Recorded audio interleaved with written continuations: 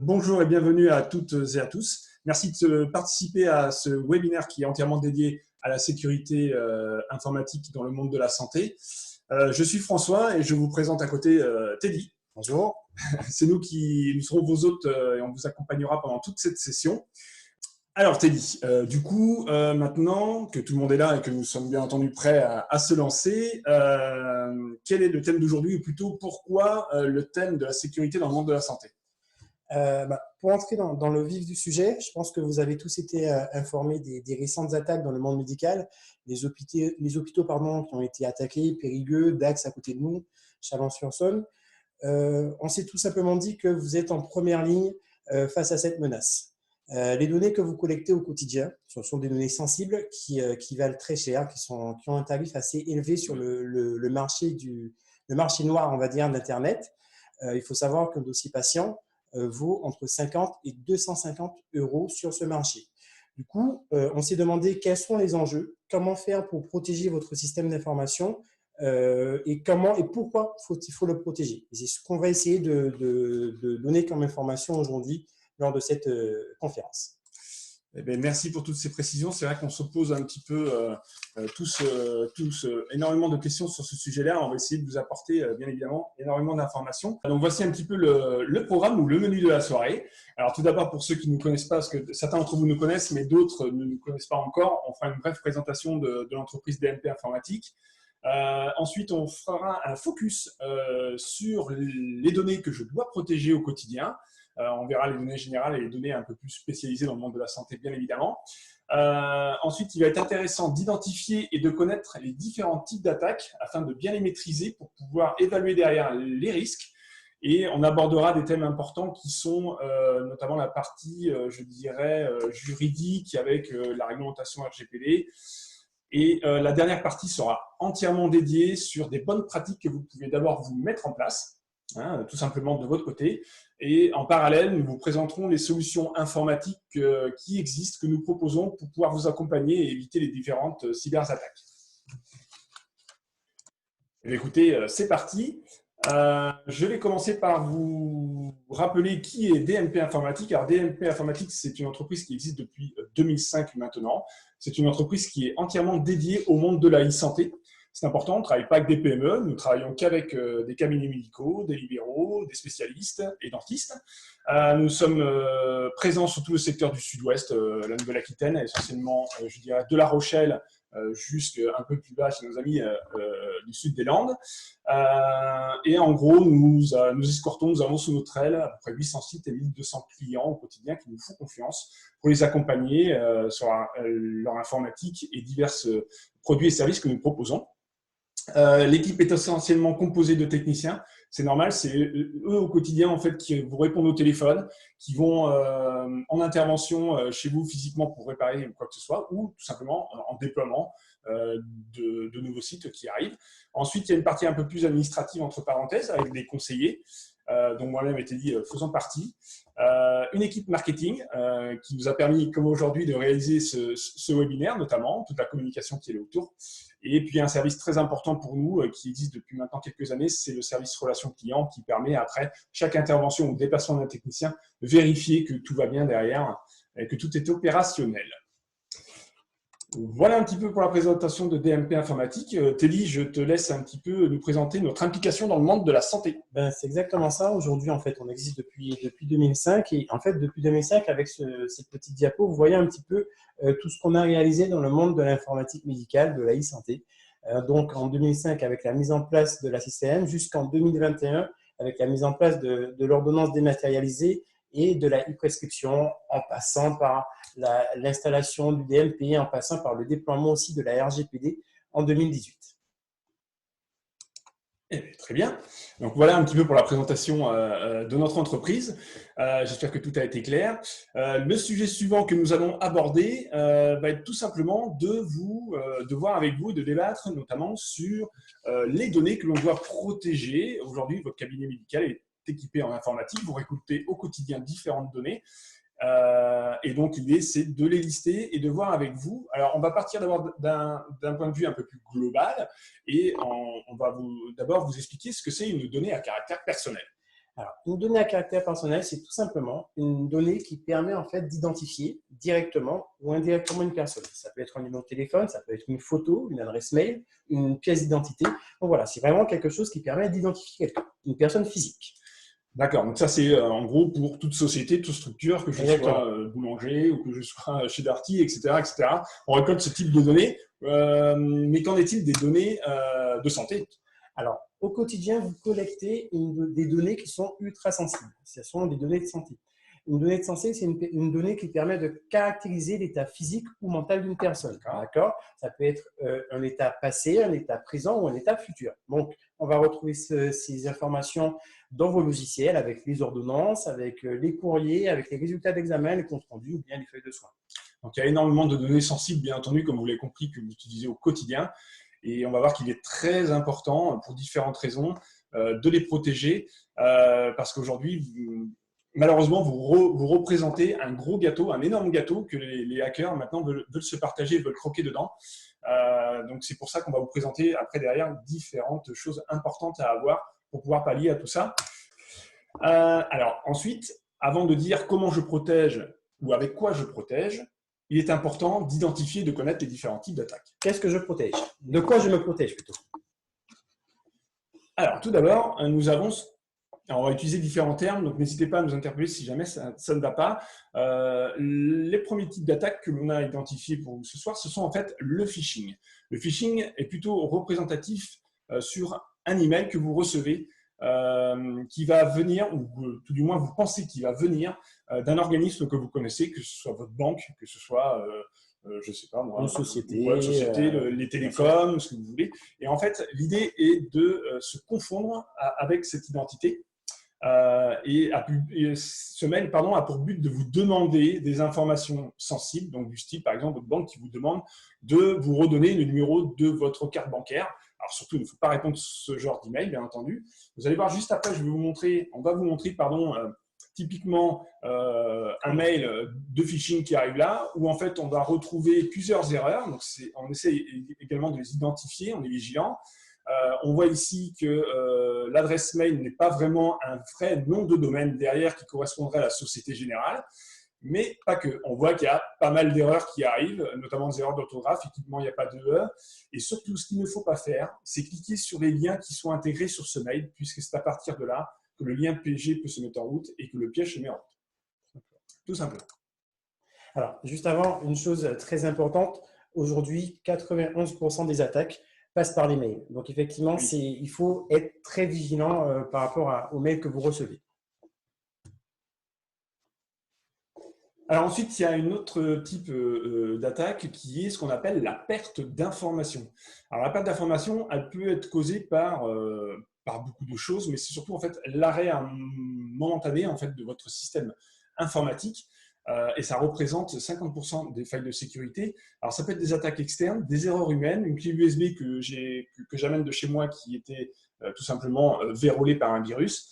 Donc il faut faire attention à ça, et nous verrons que nous avons déjà des petites procédures faciles pour vous pour éviter ça, mais il y a également des solutions qui existent pour éviter ce type d'attaque.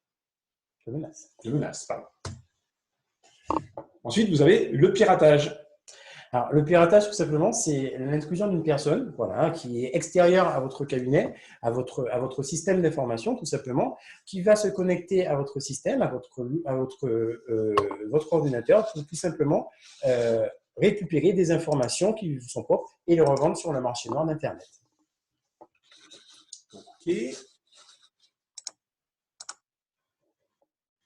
Et après, il y a l'espionnage. Alors, du coup, l'espionnage, ce n'est pas une personne qui va s'introduire sur votre ordinateur, mais c'est un logiciel qui va s'installer sans que vous vous en rendiez compte et qui va justement récupérer des informations, récupérer des données, et là encore, à but, tout simplement pour les revendre sur le marché noir d'Internet. Ouais, alors la petite nouveauté de ces quelques dernières années, c'est que maintenant, ils attaquent également tout ce qui est les devices, ou tout du moins les matériels qui sont maintenant mobiles, type smartphone, tablette, etc.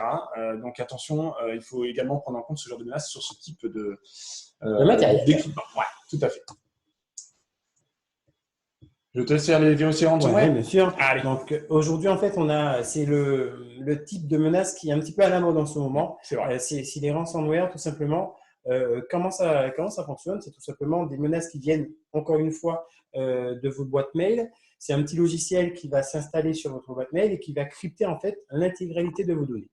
Le pirate qui fait cette manipulation va ensuite vous demander une rançon pour que vous puissiez avoir une clé de décryptage pour pouvoir décrypter les données et pour que vous puissiez avoir accès de nouveau à vos données. Bien entendu, il n'est absolument pas conseillé de payer cette rançon pour pouvoir récupérer la clé de décryptage. Oui, effectivement, on a eu malheureusement en fait différents exemples ces dernières semaines et derniers mois avec énormément de piratage ou d'attaques de ce genre. Alors la gendarmerie intervient, mais malheureusement, alors quelques médecins sont assurés pour ce type d'attaque. On va en parler un petit peu après, mais on a eu des médecins qui ont parlé, qui ont payé tout du moins en Bitcoin. Malheureusement, à chaque fois, le retour est le même, c'est l'effacement complet du disque dur lorsqu'ils intègrent en fait ces données de cryptage. Donc attention à tout ça. Voilà, alors ensuite, après avoir vu les différents types d'attaques, on a voulu tout simplement vous montrer quelques exemples qu'il y a aujourd'hui dans notre quotidien. Alors des exemples d'un peu plus général ou de grosses structures qui se font hacker. Et ensuite, on vous présentera dans une moindre mesure en fait des attaques qui ont eu lieu sur des sites qui sont à votre taille, voilà, tout simplement. Et vous allez voir que tout le monde, mais vraiment tout le monde aujourd'hui est concerné par le sujet. Le premier grand acteur de la e-santé impacté que je vais vous parler, c'est Doctolib. Donc tout le monde a bien entendu parler de Doctolib. Ils se sont fait tout simplement hacker. Ils ont eu une perte de données de 6128 rendez-vous qui ont été récupérés par un hacker, merci. Et donc, alors, on pourrait dire comme ça, qu'est-ce que c'est? C'est juste 6000 rendez-vous, c'est pas très très grave, il n'y a pas grand-chose à en tirer, mais bien au contraire, ce n'est pas anodin. Il y a certaines structures qui sont prêtes à acheter très cher ce genre de données, tout simplement parce que ce n'est pas anodin, par exemple, que Monsieur Dupont ait été voir le cardiologue 5 fois en 2 mois, sur les 2 derniers mois, et c'était au moment où il avait souscrit un crédit. Donc voilà, les assurances ou les banques, les mutuelles et des choses comme ça peuvent être friands de ce genre d'informations. Donc voilà, toute donnée est sensible, ou tout du moins on peut tirer énormément d'informations sur la moindre donnée recueillie. Ensuite, il y a eu également la société Dedalus. Alors comme ça, je pense que Dedalus nous parle moins que Doctolib, bien évidemment.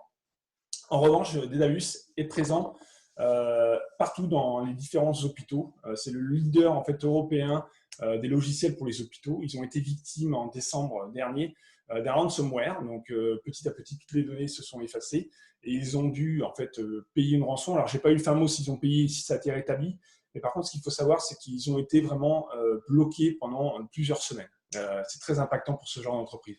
Alors, ce qu'il faut savoir aussi, c'est qu'aujourd'hui, on estime à 500 000 dossiers patients hospitaliers qui circulent sur le marché noir d'Internet. Et on pense qu'un certain nombre de ces dossiers patients viennent justement de cette attaque de cet éditeur de logiciels. D'accord. Après, vous avez sans doute, on a pris des exemples que vous avez sans doute entendu parler, puisque ça fait partie de l'actualité du moment, avec les hôpitaux de Dax et de Villefranche qui se sont fait eux aussi hacker. Alors, ils ont été de la même manière que les entreprises, l'entreprise d'avant. C'est un ransomware qui a entièrement paralysé le système informatique de ces 2 hôpitaux.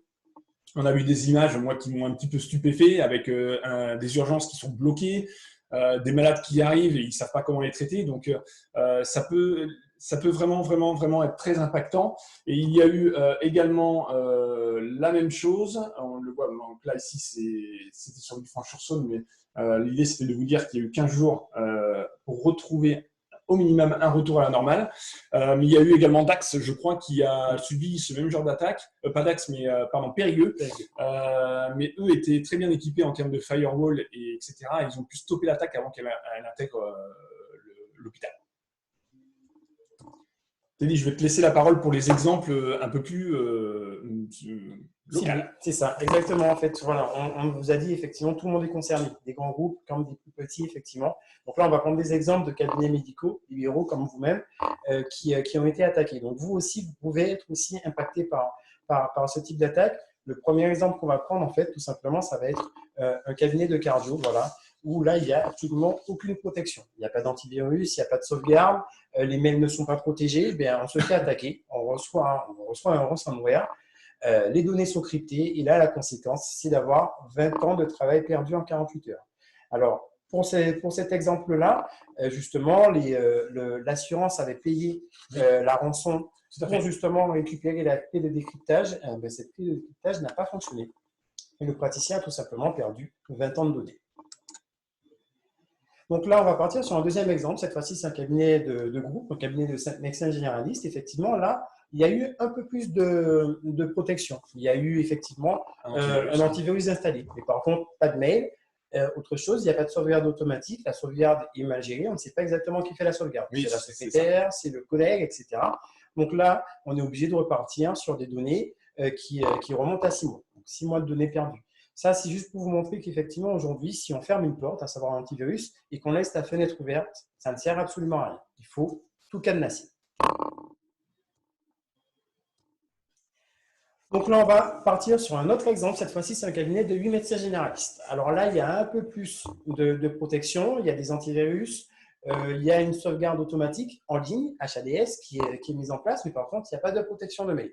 Donc là, encore une fois, il y a l'un des utilisateurs qui lit un mail frauduleux, qui ouvre sans doute une pièce jointe. Et donc là, effectivement, c'est tout le réseau qui est crypté. Mais la bonne nouvelle, c'est que grâce à la sauvegarde en ligne, on a pu récupérer les données. On est parti sur la sauvegarde de la veille. Voilà, donc il y a eu moins de pertes de données.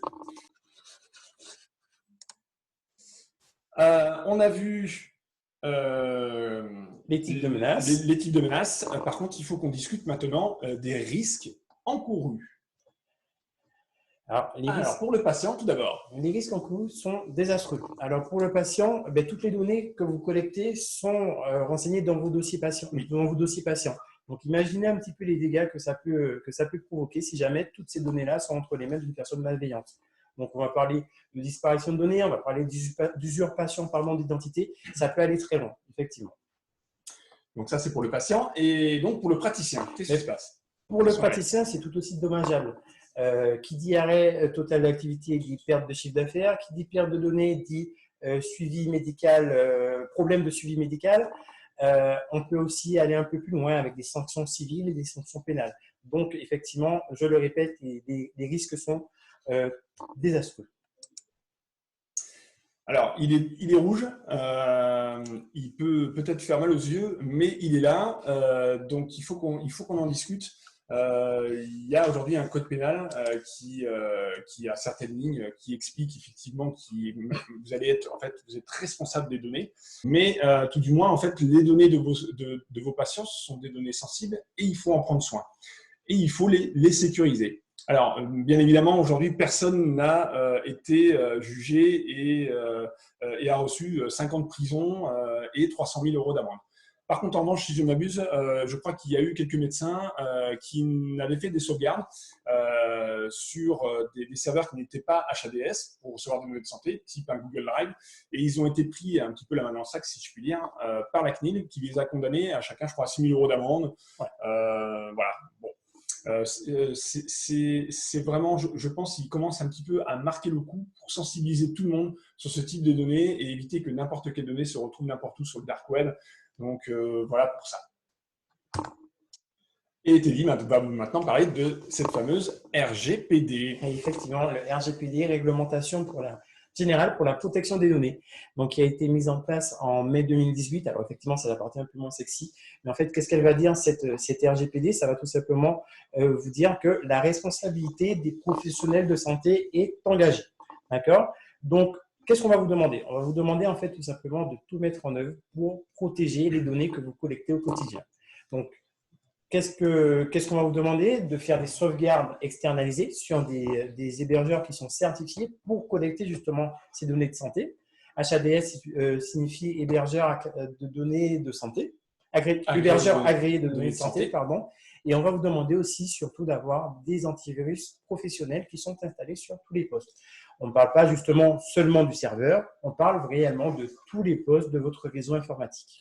Tout à fait. Donc, après, il y a une petite subtilité qui existe. Quand vous êtes tout seul, vous êtes le responsable de traitement RGPD au sein de votre structure, bien entendu. Par contre, normalement, si vous avez mis en place toute une procédure RGPD au sein de votre cabinet de groupe, si vous êtes plusieurs, vous devez avoir un responsable de traitement qui doit gérer au quotidien et faire le nécessaire, vérifier que la sauvegarde se fait, vérifier que les données sont en sécurité régulièrement.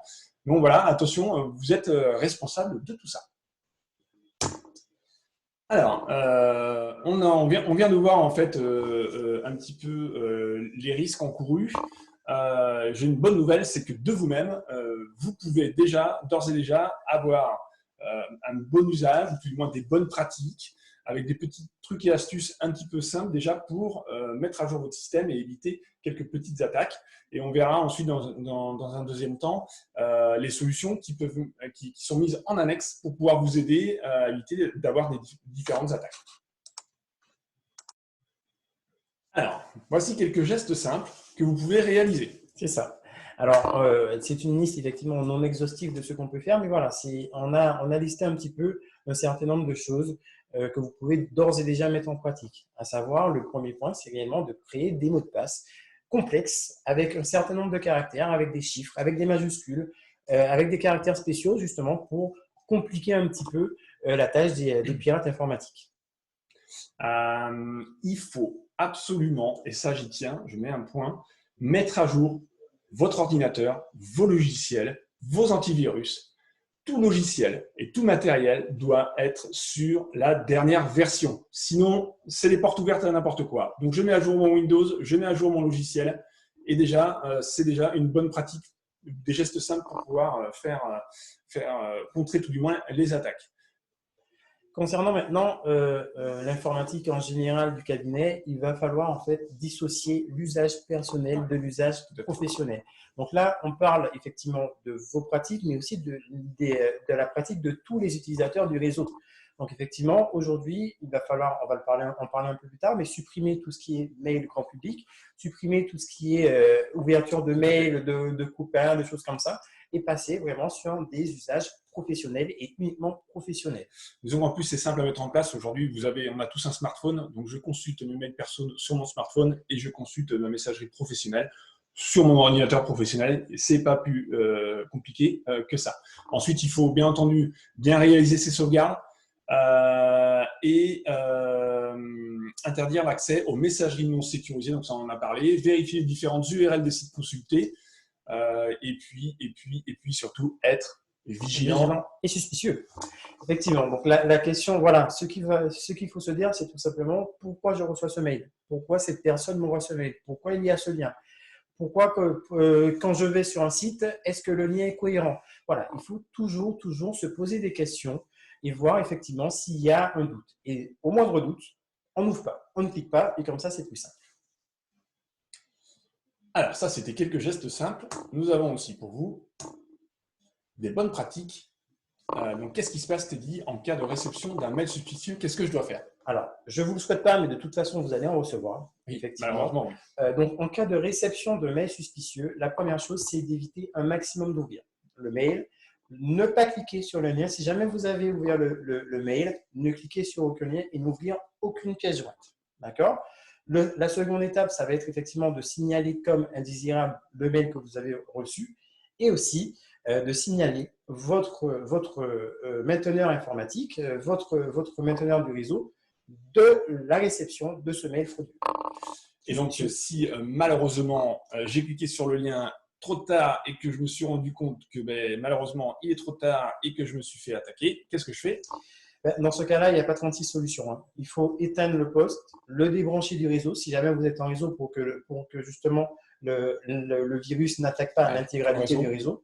Et après, contacter le plus rapidement possible DMP Informatique. On vous donnera la marche à suivre. Généralement, il n'y a pas 36 solutions. Hein. Il faut formater la machine, repartir sur une sauvegarde. Alors, maintenant qu'on a listé tout à l'heure les différentes menaces et les attaques, on a vu les bons usages et les bonnes pratiques à réaliser. Et on va y juste apposer maintenant différentes solutions informatiques qui existent et pour sécuriser votre cabinet. Alors, tout d'abord, contre le phishing, nous avons la solution MailSecure. Vas-y, Teddy, je t'en prie. Pour le coup, je vais donner la parole à Monsieur Mayol s'il m'entend, pour qu'il puisse nous expliquer cette technologie. Bonjour Oui, Frédéric. bonjour à tous. Bonjour. Et merci de me donner la parole. Donc, Frédéric Mayol, j'accompagne DMP donc, sur la solution MailSecure, donc une solution qu'ils ont packagée pour vous apporter un service. Aujourd'hui, sachez que c'est une solution française donc, qui est hébergée en France avec des serveurs en France, qui est leader mondial puisqu'on protège à peu près plus d'1 milliard de boîtes mail dans le monde. Pourquoi je vous précise ça? C'est parce qu'aujourd'hui, de protéger 1 milliard de boîtes mail dans le monde, ça nous permet de collecter beaucoup d'informations, beaucoup de données et d'être réactif face aux diverses attaques qui circulent. Je peux faire l'analogie avec, par exemple, Waze, que vous devez tous connaître, que vous utilisez sûrement sur la route, pour prévenir des dangers, etc. Waze, c'est très complet, mais s'il n'y a pas de communauté, vous n'aurez pas d'informations. Donc, ça ne sera pas riche. Donc là, avec 1 milliard de boîtes mail protégées, ça nous permet d'avoir beaucoup d'informations. C'est des solutions aujourd'hui qui vous sont proposées d'un utilisateur. Et un des derniers comptes stratégiques qui a été signé en France, ce sont les hôpitaux de Paris où ils protègent 120 000 boîtes aux lettres. Donc, voilà, pour présenter la solution. C'est une solution qui va vous protéger donc de toutes les attaques diverses et variées que l'on a aujourd'hui. C'est une solution qui s'appuie sur l'intelligence artificielle qui va analyser chaque mail de façon contextuelle, pas uniquement sur des virus qui sont déclarés, parce qu'aujourd'hui, il faut savoir que les virus sont polymorphes, ils changent très souvent de signature, de manière de procéder. Donc là, avec la solution, vous aurez quelque chose qui va être réactif. Aujourd'hui, 91% des attaques passent par du mail, donc il faut protéger sa messagerie. C'est un point névralgique au niveau de la sécurité informatique, comme de l'antivirus, comme protéger son réseau, comme maintenir tous ses produits à jour pour éviter les failles de sécurité. C'est important aussi de le préciser. Donc, avec des data centers en France, la donnée reste en France. Oui, et la partie analyse, que ce soit pour les attaques phishing, tout ce qui est URL qu'il va y avoir dans un mail, ça va être analysé pour voir qu'il n'y ait pas de rebond, que ça ne vous amène pas sur un site critique. Vous allez avoir aussi toute la partie catégorisation des mails. Donc, tous les mails qui sont à basse priorité seront mis en quarantaine de côté. Et avoir tout un système pour la protection de votre mail. Et c'est un des piliers de la sécurité avec effectivement toute la partie antivirus, la protection de votre réseau et les sauvegardes. Et après aussi tout ce qui est sensibilisation des différents utilisateurs dans les structures. Je pense qu'avec ces 4 éléments-là, vous serez le mieux armé possible pour pouvoir vous protéger. Très bien. Eh bien, c'est très bien et je te remercie pour cette transition. Avec plaisir.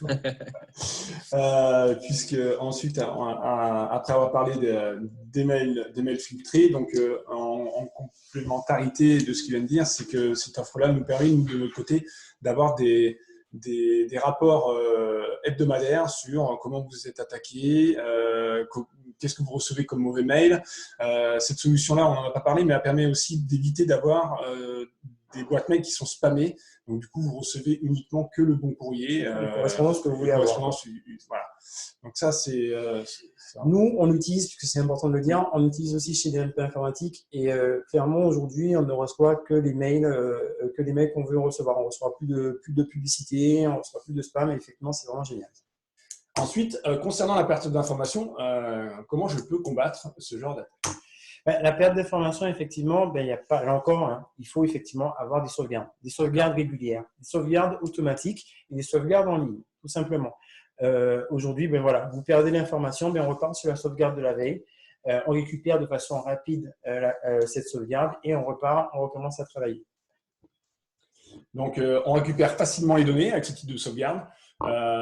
Et surtout, je le vois souvent quand on va tout le temps sur le terrain et Teddy, on le voit, on le sait, quand on pose la question qu'il y a plusieurs personnes, on ne sait jamais qui c'est qui est vraiment responsable de la sauvegarde. Et c'est normal, vous avez forcément autre chose à faire, vous avez des patients au quotidien. Le gros avantage de cette solution-là, c'est que vous ne vous occupez plus de votre sauvegarde. C'est fait automatiquement. Et vous recevez un rapport qui vous dit si la sauvegarde s'est bien faite ou si elle s'est mal faite. Voilà. Et quelle protection je peux avoir pour les virus et les ransomware? Ben, ça, je pense que vous le savez tous. Effectivement, il faut mettre en place un antivirus, mais pas n'importe quel antivirus. Il faut partir sur un antivirus professionnel qui est surveillé et mis à jour automatiquement. Donc là encore, je me répète, effectivement, l'antivirus, on ne le met pas sur un seul poste. On le met sur l'intégralité des postes du réseau. Voilà. Alors, il a été testé, cet antivirus, par notre service technique en amont. Comme ça, on est sûr qu'il est bien compatible avec tous les logiciels, tous les lecteurs, de manière à ce qu'il n'y ait pas de blocage et d'usage au quotidien. Alors, j'ai un antivirus, j'ai une sauvegarde Et jamais. et j'ai un mail type, si je suis à ce nom, docteur@cabinetdesenom.fr. C'est ça. Est-ce que ça suffit? Alors, c'est très bien. D'avoir tout ça, c'est très bien. Mais j'aime bien faire le parallèle. C'est comme avoir une alarme qui ne sonne pas. D'accord? En fait, tout simplement, avoir cette protection, c'est bien. Mais surveiller cette protection, c'est mieux. Effectivement, là, ce qu'il y a d'important, c'est d'avoir quelqu'un qui, au quotidien, surveille, qui, au quotidien, vous alerte en cas de dysfonctionnement et qui contrôle un petit peu toute cette mise en place. Très bien, je te remercie Teddy.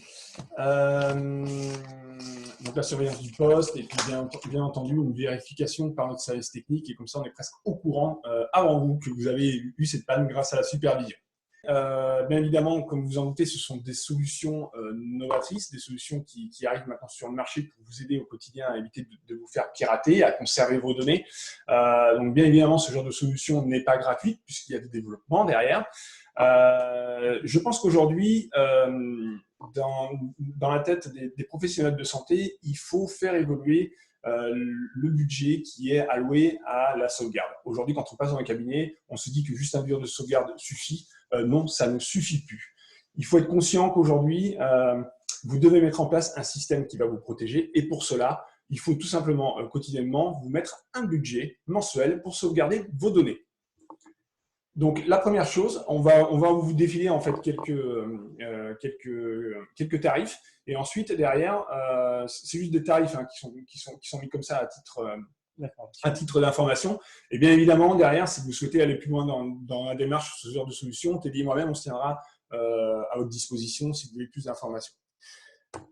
Alors, par exemple, la supervision, tout simplement, c'est cet outil qui est installé, c'est une sorte d'agent qui est installé sur les postes, mais il est important puisque c'est la base et les fondations pour toutes les autres offres. Donc, en gros, c'est un agent qu'on installe et à partir de cet agent-là, on va être capable de surveiller la sauvegarde, de surveiller l'antivirus, de sauvegarder vos mails.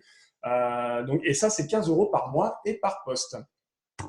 Ensuite, vous avez la sauvegarde, une sauvegarde HADS qui respecte en fait les données de santé, donc on peut les mettre. Donc ce n'est pas un Dropbox ou un Google Drive.